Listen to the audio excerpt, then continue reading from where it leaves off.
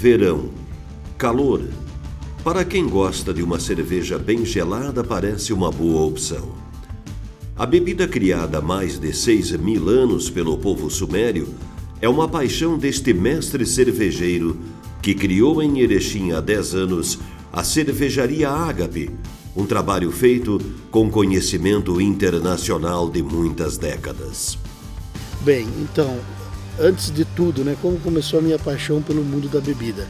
Eu sou de uma família que tradicionalmente vive do vinho, Sou a terceira geração de italianos que vieram ali do norte da Itália, do Vale do Vêneto, como de Treviso em particular, e nós éramos vilaios. O que era um vilaio? Era o sujeito que não tendo sua terra, prestava serviço.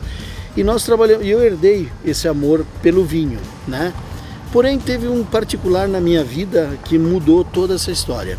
Numa das visitas que eu fiz a um monastério na Holanda, entre as duas regiões da Holanda e a Bélgica, eu percebi que havia, mesmo na Europa, um interesse muito maior pela cerveja do que pelo vinho. E então, apesar da minha formação de base estar na enologia, tanto o curso técnico quanto o curso superior, o meu mestrado já foi com biotecnologia voltada à produção de cerveja, porque eu queria mesmo entender melhor essa paixão que a humanidade tinha pela cerveja, principalmente na Europa, que a gente sempre ouve falar do vinho, mas que as cervejarias cresceram muito também. E por nós estarmos num país mais tropical, mais quente, é mais conveniente, e o consumo, é evidente que o consumo hoje de cerveja e de vinho são diferenciados, se consome muito mais cerveja. E como havia muito produtor de vinho aqui, eu pensei então em trazer para a realidade aqui nossa uma micro cervejaria, pequena cervejaria, assim comecei a construir. Se vocês olharem, ela é feita de tijolinho. Por quê? A primeira civilização que nos deixou escrito sobre a cerveja, os sumérios, há quase 7.000 anos, eles utilizaram barro cozido e nos deixaram já as leis sobre a cerveja, uma deusa e a orientação sobre a produção. Então o tijolinho foi escolhido por isso, porque os primeiros legados que nos chegaram sobre produção de cerveja vêm justamente cozidos no barro. E se vocês olharem, tem a forma de um monastério, porque foi a visita a esse monastério que mudou a minha forma de pensar e interagir com a cerveja. O próprio nome Ágape vem do banquete entre os irmãos, entre os monges. Então eu escolhi esses 3 temas e mesclei e trouxe nessa concepção. O objetivo, claro, é atender o cliente, ele é o objetivo do nosso trabalho, Eu produzo cerveja para que as pessoas se sintam felizes, para que se descontraiam, para que tenham lazer, como a gente já falou na visita, e a cervejaria tem esse espaço voltado para receber o cliente e para a produção. Ela foi dividida meio a meio. E por ser uma cervejaria pequena, a gente não tem, evidente, todo o alcance que uma grande cervejaria tem, mas a gente oferece muito mais produto. E como eu disse, aqui a vontade do cliente é respeitada, porque se ele me pedir 2 vezes para fazer um chopp de morango, na terceira que ele vier, ele vai encontrar o chopp de morango. Então essa que é a capacidade da gente, é uma pequena canoa, fácil de você remar, fácil, Já um grande transatlântico, você precisa de uma roda. Agora nós não, nós somos muito mais sensíveis, isso está uma analogia, nós somos muito mais sensíveis à vontade do cliente, é isso que faz com que o chopp seja artesanal e que tenha essa pegada mais regional. Quantas horas de banco de escola?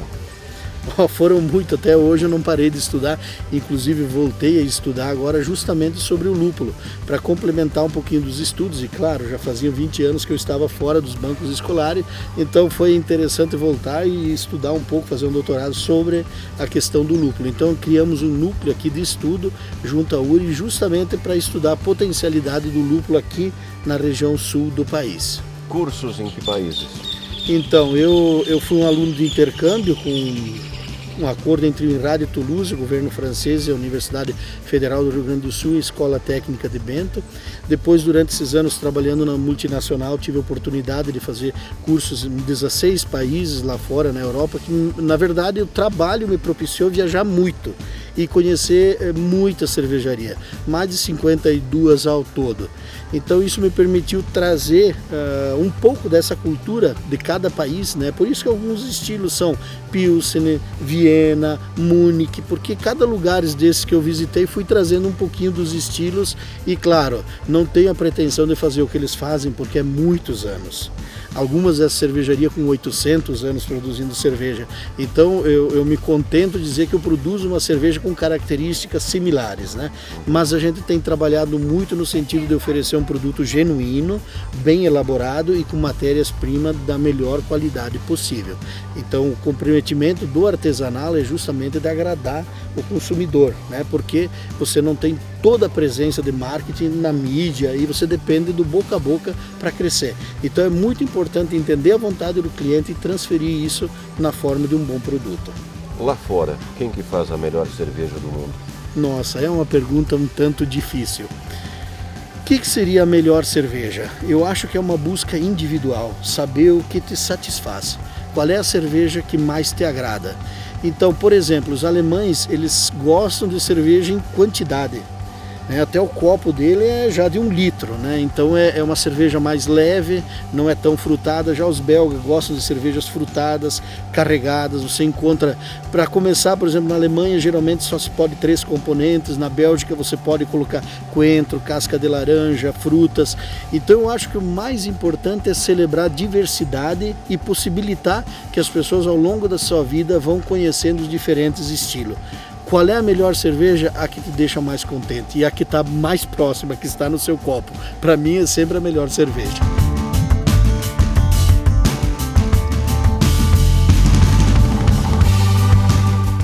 Valmor nos mostra o processo de criação da cerveja Ágape, que começa na produção do lúpulo, que atualmente é importado. O objetivo é que no futuro a planta originária da Europa seja produzida no Brasil, em Erechim. Então essa plantinha que a gente vê crescendo aqui, que é uma trepadeira, é o lúpulo.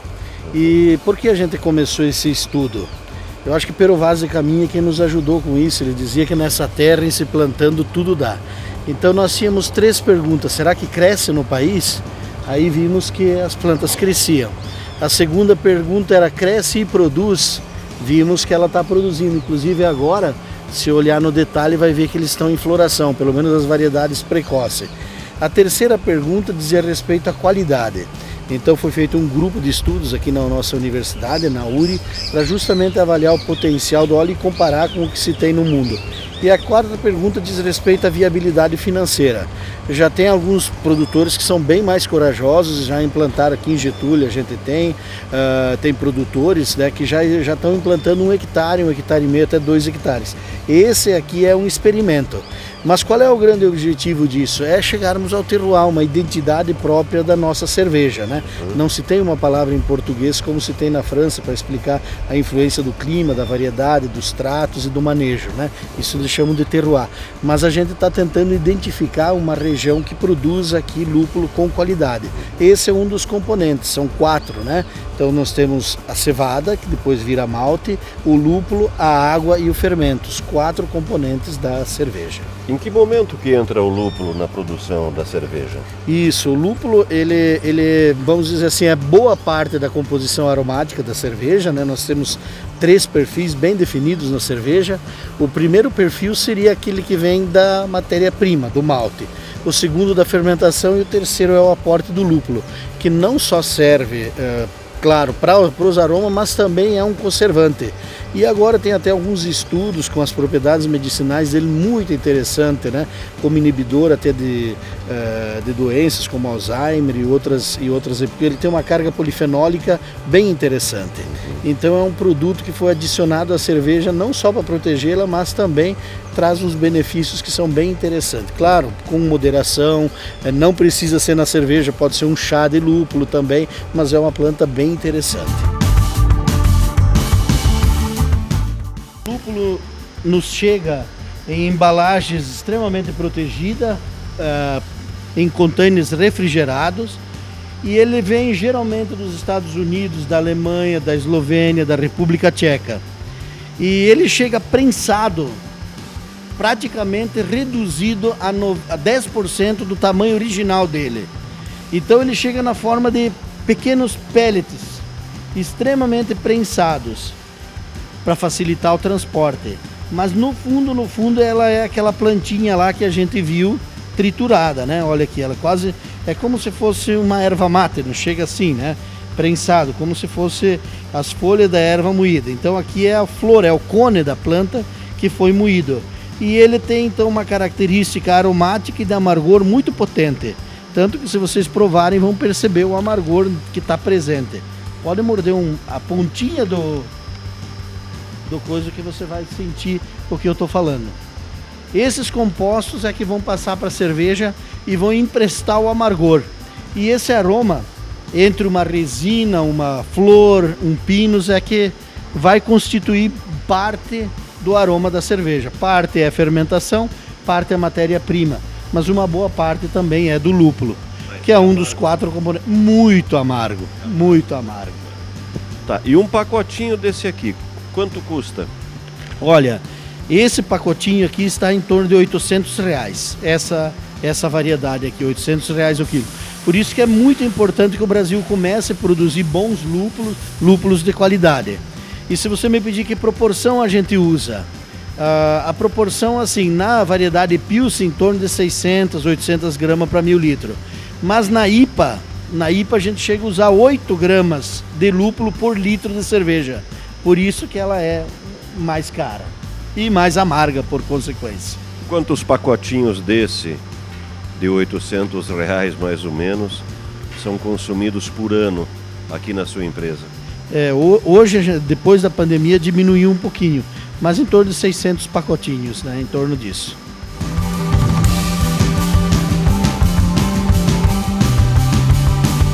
A água é outro ingrediente importante.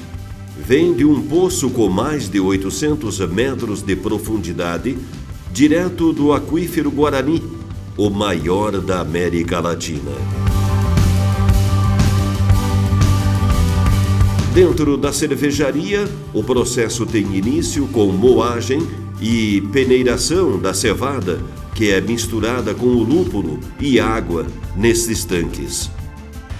Eu moí a cevada e agora eu estou demonstrando o que acontece durante a moagem. A primeira porção em maior quantidade é a casca. A casca e uma parte do gris bem grosso, que é essa aqui que vocês estão vendo. Ela serve como elemento de filtração depois. É ela quem vai me ajudar a preparar o mosto. Aí eu tenho a sêmula mais grossa. Aí eu tenho a sêmula mais fina, né?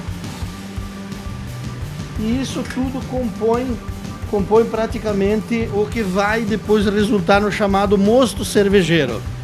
Então não é necessário moer a cevada até ela virar farinha. Basta uma moagem grosseira para que a água entre e faça o serviço dela, que é disponibilizar os açúcares para a fermentação.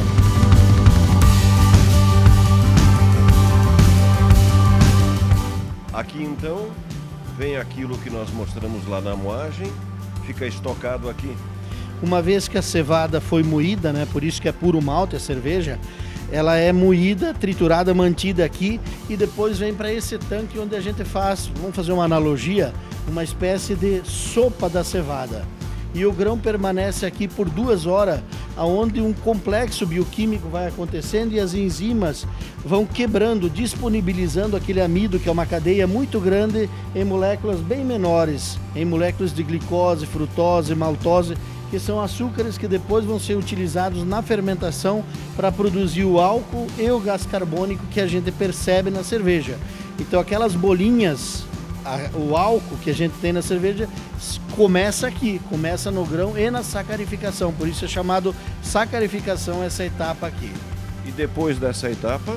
Depois dessa etapa nós vamos fazer uma etapa de filtração, separar aquele bagaço, aquela casca que estava ali na parte de cima, aqui num filtro, numa cuba filtro que nós vamos ver aqui na sequência.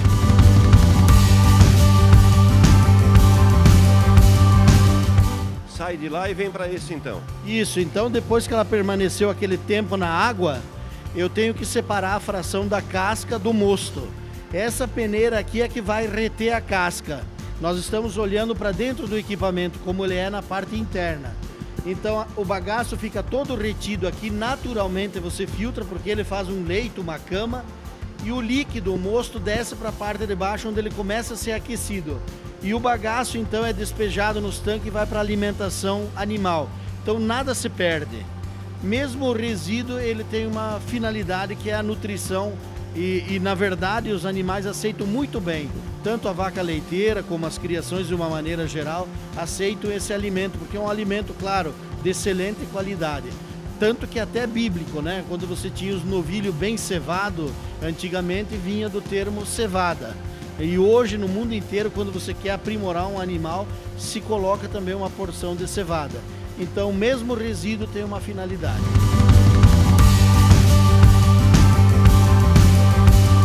Que nós estávamos, ele faz parte do que se conhece dentro da cervejaria como bloco quente.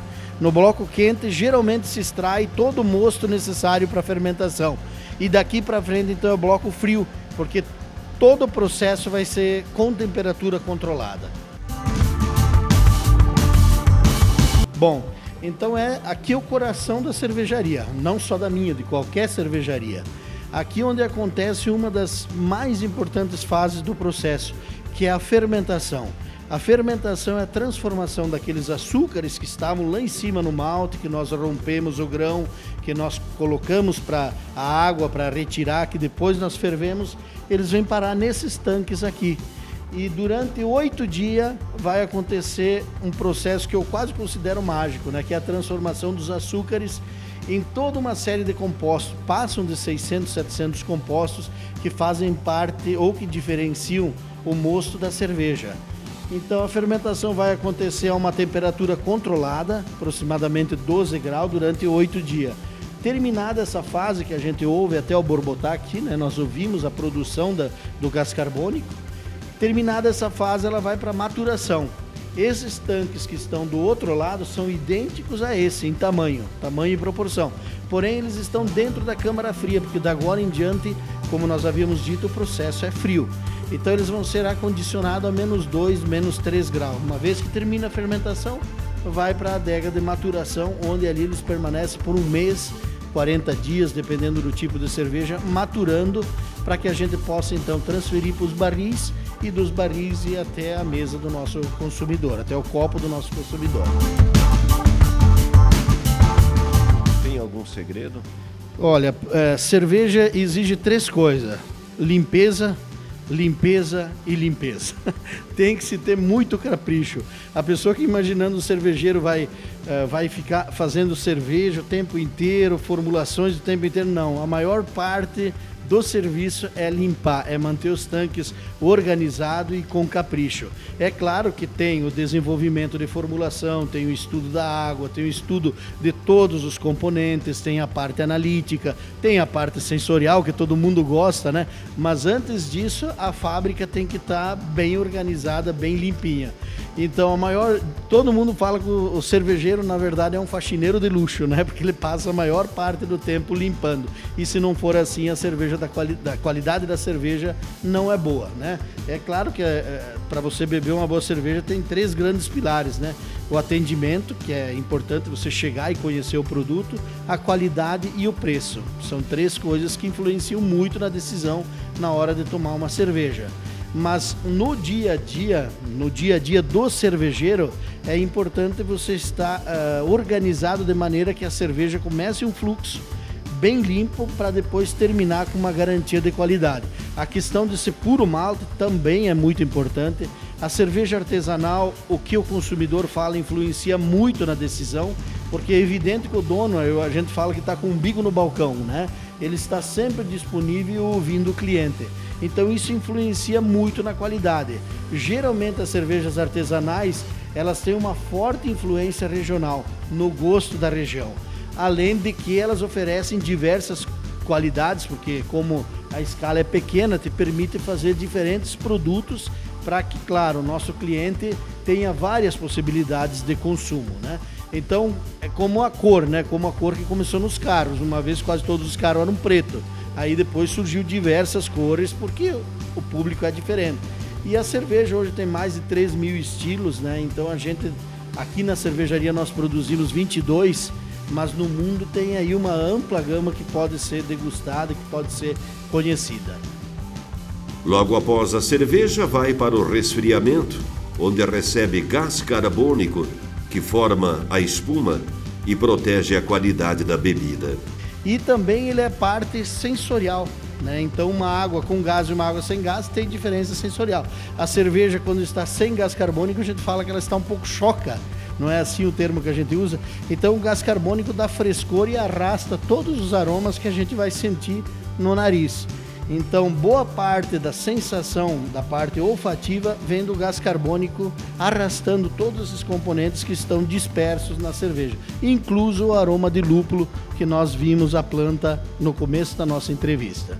A cervejaria Agape tem capacidade para a produção de 120 mil litros mês de cerveja, mas sua produção atual chega à casa dos 40 mil. Então nós dividimos aqui, essa parte é a parte sensorial, que é a que mais interessa. Nós dividimos em 3 blocos de 8 estilos cada bloco. Cada um desses blocos, né, ele tem uma serpentina que vem e que sai aqui na torneirinha. Então eles estão acondicionados a uma temperatura bem baixa para serem servidos aqui, mantido a uma temperatura conveniente. Esse primeiro bloco, com 8 estilos, eles são bem leves, cervejas bem leves, bem fácil de tomar, cervejas de introdução. Então nós temos 3 cervejas de fruta, que é uva, abacaxi e maçã. Nós temos uma cerveja que é até histórica, talvez o mel teria sido a primeira bebida fermentada pela humanidade. Então uma bebida mista de mel e claro, de cerveja. Nós temos a Malzbier, que na Alemanha praticamente é considerado um suplemento alimentar, não é nem uma cerveja, né? É utilizada pelas mães. E aqui no Brasil veio a fama que ela ajuda até a fazer leite nas lactantes. E realmente ela tem uma particularidade que ela tem muito carboidrato, muita proteína, tem levedura viva, então ela ajuda nesse sentido. Nós temos a cerveja de erva mate, né, que é uma particularidade aqui da região. Gruit seria erva, né, Bier, cerveja de erva. Hibisco é uma das poucas cervejas com flor que a gente tem. É muito comum você encontrar cervejas com fruta, mas nós temos uma de hibisco. E a Bock está um pouquinho deslocada, porque ela deveria vir para cá, né? Como nós não tínhamos 8 estilos aqui, utilizamos aqui. Essa parte aqui, esse bloco aqui intermediário, são das cervejas mais consumidas no mundo, mais populares. Então, aqui nós temos 8 estilos, que representa praticamente 90% do consumo mundial de cerveja. Nós temos uma Light Lager, que é uma cerveja bem leve. Lager é um estilo de cerveja onde você faz a fermentação em local frio, assim como as ales são fermentadas a temperatura ambiente. Então nós temos uma Hop Lager, que é uma lager bem lupulada, Pilsen, que é na atualidade a cerveja mais consumida no estilo de cerveja. Temos 2 cervejas de trigo, temos uma Munich Hellings e temos uma cerveja bem lupulada, que é a Bitter, que é mais amarga. E aqui então o bloco final são cervejas de uma intensidade muito grande, que entregam uma potência de álcool, de sabor bem elevada. Então nós começamos pela Viena, que é produzida a partir de 7 grãos, né, provenientes de 7 países diferentes, mas todos eles cerrados do tipo Viena, né. Depois nós temos uma American Pale Ale, que é, se fôssemos, né, traduzir, Pale do inglês é pálido, América porque os lúpulos são americanos e Ale porque ela é fermentada a temperatura ambiente. Então ela é uma variedade, né, que utiliza lúpulos americanos, fermentado pálida, né, clarinha, e fermentada a temperatura ambiente. Aí eu tenho 2 tipos de IPA, uma produzida com lúpulos americanos e outra produzida com lúpulos ingleses. Então essa variedade, né, esse estilo de cerveja surgiu quando os ingleses precisaram mandar a cerveja deles para o outro lado, né, para a Índia. Então eles fizeram uma cerveja que tinha que aguentar o transporte. Essa cerveja recebeu mais lúpulo e tem uma estrutura alcoólica maior do que uma cerveja Pilsen, por exemplo. Aí eu tenho 3 cervejas bem escuras, feitas com malte tostado. Nós temos então uma Cream Stout, que é dentre as escuras, né? Ela é mais cremosa, mais leve, mais suave. Temos uma Stout com aveia. Temos a Black IPA, que é uma cerveja bem carregada, bem encorpada, bem lupulada, escura. E temos também uma Rauchbier, que é uma cerveja muito histórica na Alemanha, né? Que entrega um aroma um pouco mais defumado, então combina bem com carnes de caça, com alimentos mais carregados, mais condimentados. Então a gente dispõe hoje de 24 estilos para que o cliente possa encontrar alguma que satisfaça as necessidades, o gosto dele, a característica.